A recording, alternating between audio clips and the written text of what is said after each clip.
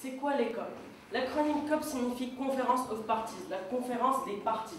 Les parties, ce sont tous les pays du monde, sauf la Corée du Nord parce que c'est un pays dictatorial. Mais il y a longtemps, les parties, c'était juste les pays développés, pas les pays en cours de développement.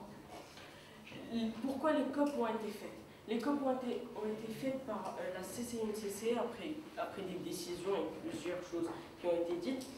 Elles ont été faites pour encadrer les efforts des pays pour stabiliser l'environnement. Elles ont été faites parce qu'il y a un réchauffement climatique, parce qu'il y a une dégradation des bassins versants, parce qu'il y a une croissance de la population et parce qu'il y a un envasement des bassins hydrographiques. Et le changement climatique en Afrique, le changement climatique touche beaucoup l'Afrique. Parce que l'Afrique, c'est très chaud, on peut dire, c'est très très chaud. Il y a un très très grand réchauffement climatique. La COP22. Le président de cette COP, c'est M. Mezouar. Il a déclaré « Cette conférence est une opportunité pour porter la voix des pays les plus vulnérables face au changement climatique, particulièrement ceux des pays africains et des États insulaires. » Il a déclaré aussi « La COP22 se veut-elle être celle de l'action ?» Comment ça, elle se veut être celle de l'action? Ça veut dire, c'est pas qu'il y aura des fusillades dans la COP, c'est pas ça. Il va y avoir des actions, ils vont faire des choses devant nous pour qu'on comprenne, parce qu'il y a une expression qu'on dit, une démonstration vaut mieux que 1000 explications. Merci beaucoup. Voilà, on te remercie. Qui veut passer? Vas-y. Bien, donc on a une idée de ce que c'est que la COP.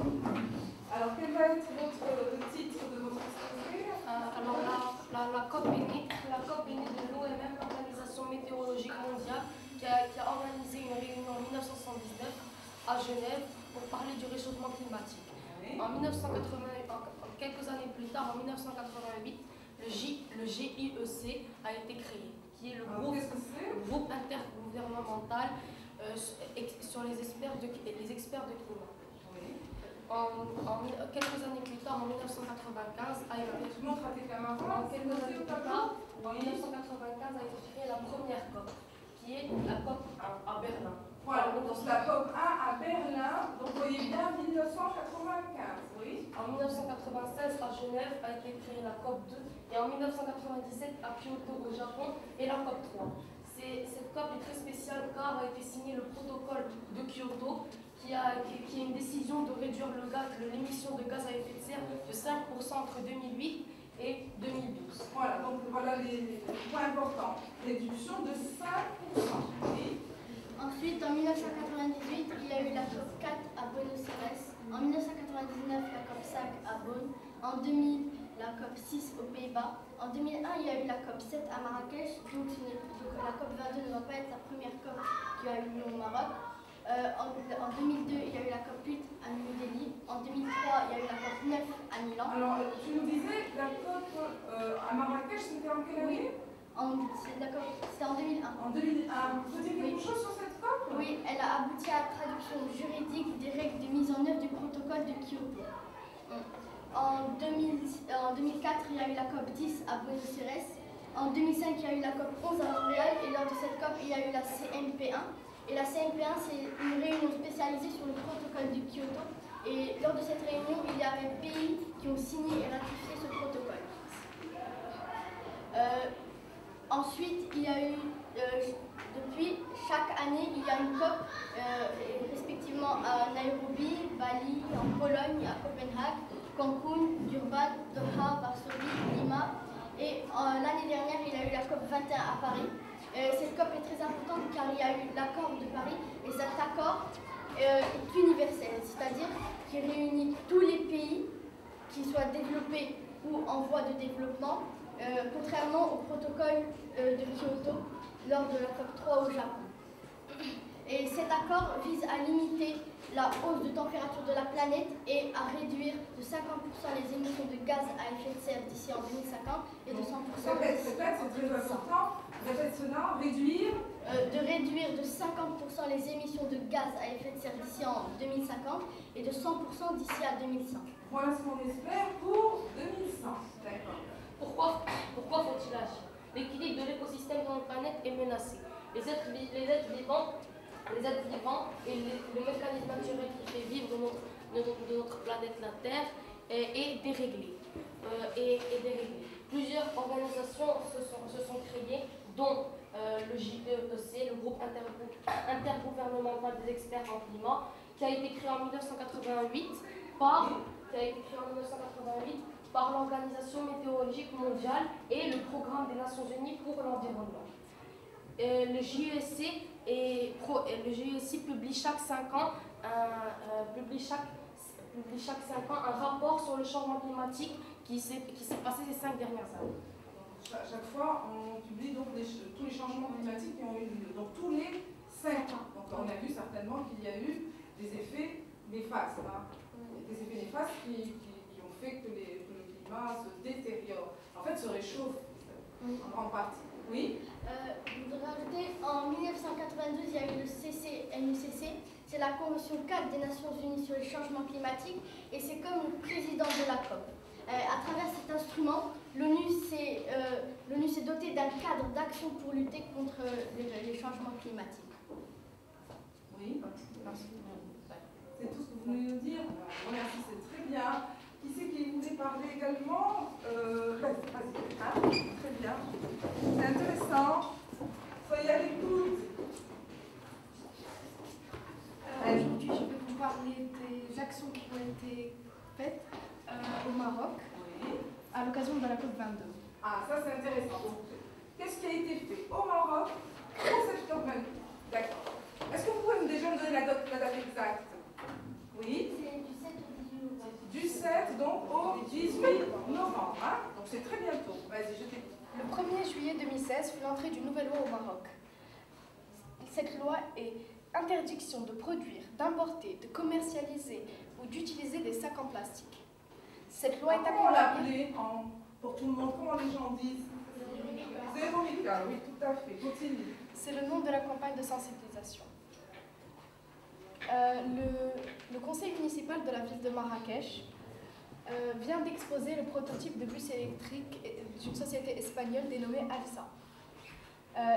L'expérimentation de ces bus démarrera début novembre, soit une semaine avant la COP22. Cette société compte mettre en place 4 bus 100% électriques qui mesurent 12 mètres de long et qui contiennent 71 places assises.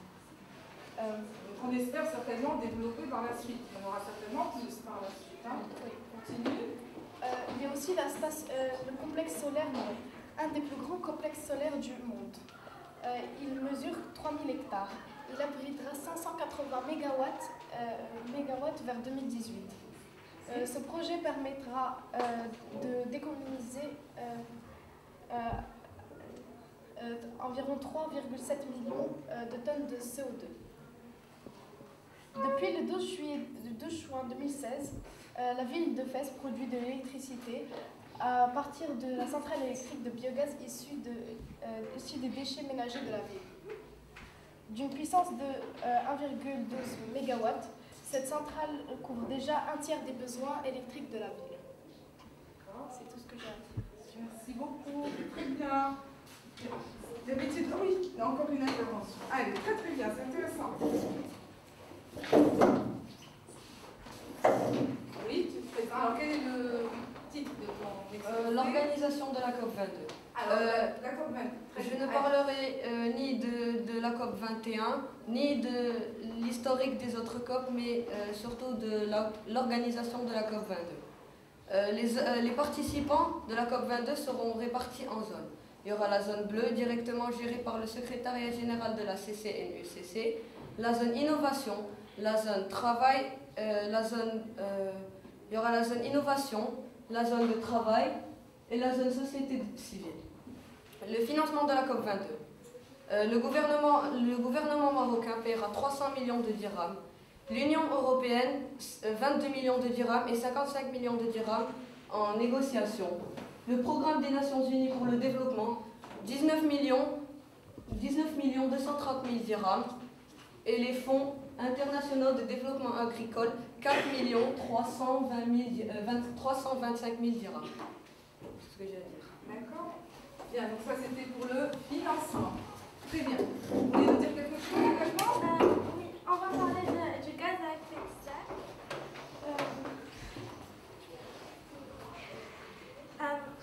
Je vais parler du fonctionnement du gaz à effet de serre. Au tout début, le soleil émet de l'énergie. Cette énergie est transmise directement à la Terre pour la réchauffer. La planète absorbe environ la moitié de ce gaz et renvoie le reste vers l'espace sous forme d'infrarouge. Les gaz à effet de serre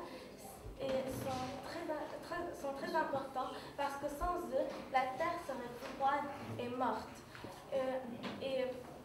Mais si ils sont produits en trop grande quantité, ils peuvent nuire à la planète puisqu'elle sera trop chaude et trop réchauffée. On trouve ce gaz essentiellement, ils sont produits par les hommes dans les pots d'échauffement des voitures, l'élevage intensif, surtout la climatisation, les cheminées des usines. Voilà, oui. Voilà. Et dans la nature, plusieurs centaines de milliers d'animaux et d'espèces végétales sont en voie d'extinction.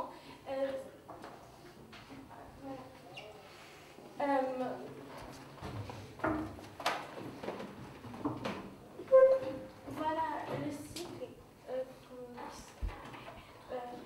Oui, on va essayer de l'expliciter. Hein? Essayer de l'expliquer à tes camarades. Oui. Je viens de... Oui.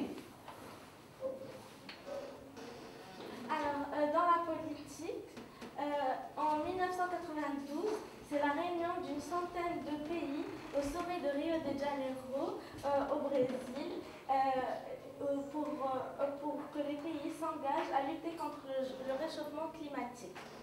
En 1997, 160 pays se réunissent à Kyoto, au Japon, pour chercher des solutions contre le réchauffement de la planète et signent le protocole de Kyoto. C'est ce dont on parlait tes camarades tout à Oui. l'heure, hein? Oui.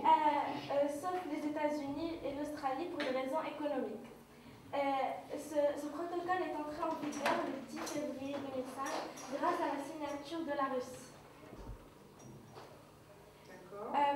Heureusement que la nature est là, car à eux seuls, les océans stockent 400 gigatonnes de carbone par an et qu'ils rejettent que très lentement. Les plantes absorbent à elles seules la moitié du gaz de carbone et rejettent du dioxyde de carbone que l'on respire. Les conséquences pour les années à venir. La température va continuer à augmenter d'ici un siècle. On estime qu'elle va augmenter de 5 degrés. Par la faute de ces hausses de température, la nature va être bouleversée. Il y aura de fortes précipitations, il y aura une augmentation du niveau de la mer et une augmentation des catastrophes naturelles et la disparition de plusieurs espèces animales et végétales et l'inondation de plusieurs villes. Voilà, ce sont les risques à venir. Hein. D'accord, on va peut-être s'arrêter là et te remercier. Les élèves qui sont passés au tableau, madame, vous pourrez vous prendre en photo, allez-y.